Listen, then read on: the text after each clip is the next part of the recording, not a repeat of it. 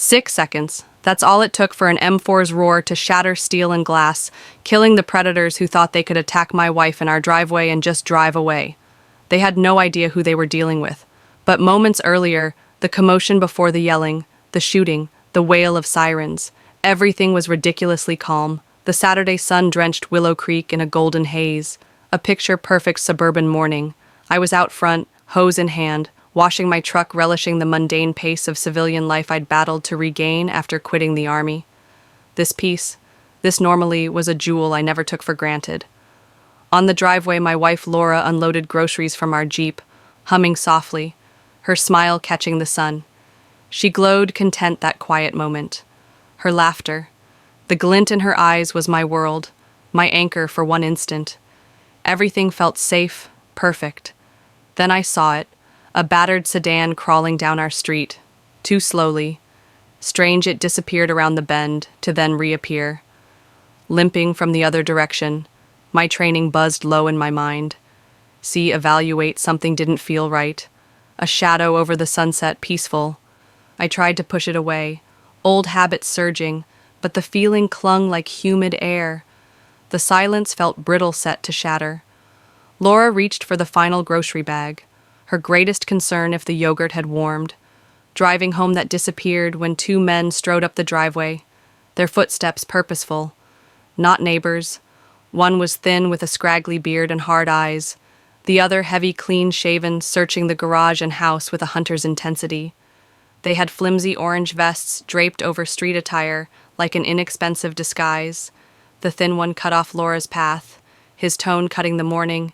"Ma'am, you're breaking HOA regulations." Laura stopped holding the bag. "Excuse me," she told, firm but polite, years of dealing with obnoxious clients steadying her. "There's no HOA here." The man's lips curled into a sneer. "Don't play dumb, we've got complaints." He took a step closer. Looming, Laura backed away, the Jeep's frame against her hip. The stocky one pulled out a clipboard, papers flipping, with mock authoritia stage performance. "What complaints?" Laura asked, her voice steady but her belly tightening. She looked at me, still by the truck, appearing oblivious. Should she yell? "Illegal parking, trash cans, out, unapproved plants." The lanky one growled, pointing at her daisies by the mailbox. "That's nonsense," Laura said, shaking her head. "There's no HOA, wrong address. This is the address." He growled, flashing a flimsy badge with a blurry logo. Alarm bell screamed in her head. "Look," she tried, making a smile. "My husband's right there. Let's get this straight." She turned, but the man's hand shot out, grabbing her arm, pain flaring. "We don't need him," he hissed, shoving her heart. The bag fell oranges, a milk jug, crackers spilling like debris. Laura tripped on the curb, crashing to the pavement with a bone-jarring thud. Pain exploded in her ribs, breath stolen in a gasp. The sky spun above her, sounds muted, lawnmowers, a distant dog fading. The men loomed, the stocky one rifling her purse, the lanky one scanning the street. Cold, remorseless. They weren't Houthi, were hunters, and she was prey. I did not hear Laura's weak cry, but the thought of her on the ground was a gunshot to my soul. Groceries scattered like shrapnel. And there she was, crumpled, grasping her side face, twisted in pain. The world shattered, the sun, the truck, the suburbs disappeared. Instincts buried since my service surged cold and sharp. React, neutralize, protect the hose, fell water spreading unnoticed. I was not angry. Harper's suburban die was a soldier once more. I ran across the driveway. Vision tunneled on Laura and the two vultures above her. The lanky one who'd pushed her turned, as I charged, arrogance flickering to surprise. He opened his mouth, perhaps to speak, perhaps to threaten. I didn't give him the opportunity. He was taller but slow. I dropped low, used his momentum, and tossed him with a hip toss that sent him crashing to the concrete air, whooshing from his lungs. I didn't look back first. Thread down, the stocky one was scrambling up from Laura's purse, and his hand wasn't empty. A knife gleamed short and vicious. Too close to Laura, still sprawled, defenseless. He grinned, cruel, shifting between me and her, daring me. My mind raced, closed the gap, risky with the blade, disarm him, uncertain, and the lanky one might recover. Laura was exposed. I needed a game changer fast. My eyes flipped to the porch, the hidden safe behind a panel near the door for strides. The stout one moved towards Laura. A aunt, not her, never her. I burst toward the porch boots, thudding grass, then cement behind me, a curse movement approaching. I struck the steps, fingers finding the panels recognized by muscle memory. A twist, a tug, and it swung open with a soft click within my M4. Heavy nestled in foam, I held it thumb, flicking the safety stock to shoulder cheek, to weld sights. Adjusted. The weight was home grim, but sure I stepped off the porch. Rifle ready, cold, intent, drowning adrenaline. The game had turned, the men's bravado fled, the stocky, one paralyzed knife, useless mouth agape. The lanky one, straining appalled at the rifle flight, was their only thought.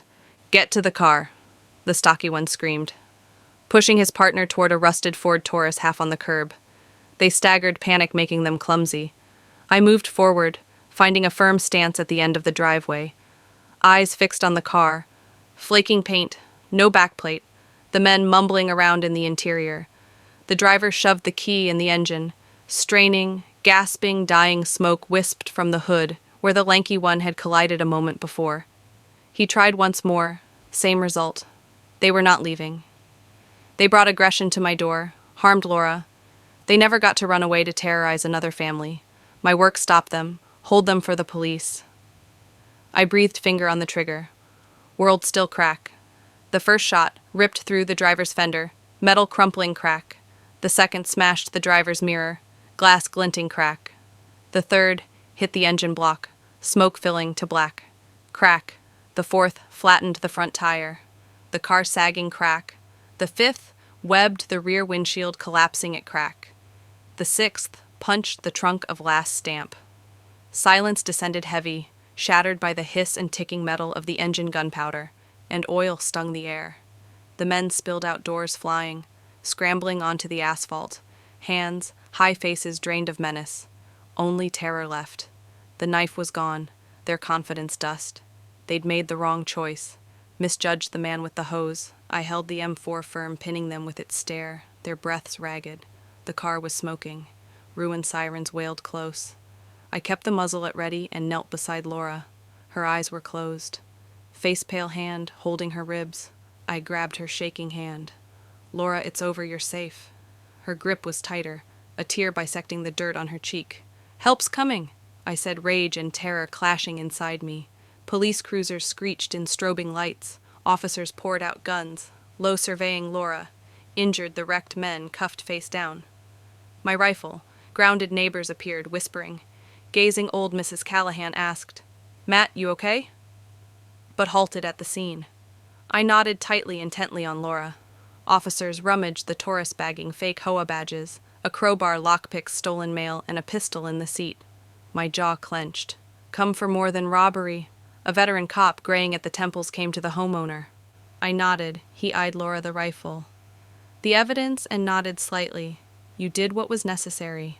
Relief ensued, loosening the nod I hadn't accepted. Paramedics removed Laura from me, raw pain, and I replied to detectives' questions, the weight of the M4 remaining in my hands. Days later, the day confirmed, no charges against me. Texas law supported my use of force to defend Laura on our property, particularly against armed assault. The men received justice, aggravated assault, attempted robbery, burglary tools, illegal firearm possession, impersonation. Both had prior. The grand jury threw the book, 15 years each. No parole. Laura and I heard it quietly. Her hand in mine, not victory but closure. Her injuries were severe, 6 fractured ribs. Each breath of fight, I became her caregiver. Cooking, cleaning, driving to therapy, watching her wheeze, frustration in her eyes. Gutted me nights as she slept fitfully. I wrestled with her pains. Echo the driveway once home, now triggered her car sounds. Strangers' screaming sounds. Nightmares plagued her. Our haven was tainted, but she battled, defying fears. Hold some days a shadow would flick across her face, drawing her back to that place. I also changed. Vigilance became a constant buzzing, checking locks, scanning sidewalks. Sleep elusive, the riffles crack the men's. Fear did not linger, but guilt's weight of violence in my peaceful existence. Yet we reassembled Laura's first pain-free breath. Her walking down the driveway, our laugh over coffee, small victories we faced, triggers, talked, cried, held tight.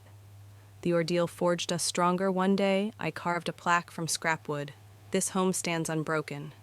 Laura hung it above the safe, her hands' steady eyes meeting mine. It wasn't about Ratchet, it was about love's fierce defiance.